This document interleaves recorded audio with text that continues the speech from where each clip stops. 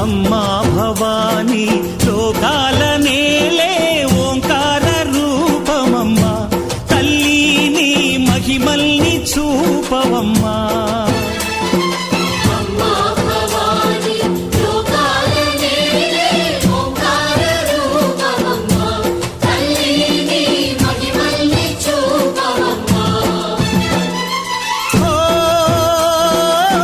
సృష్టికే దీపమా, శక్తికే మూలమా, సింహరథమే నీదమ్మా.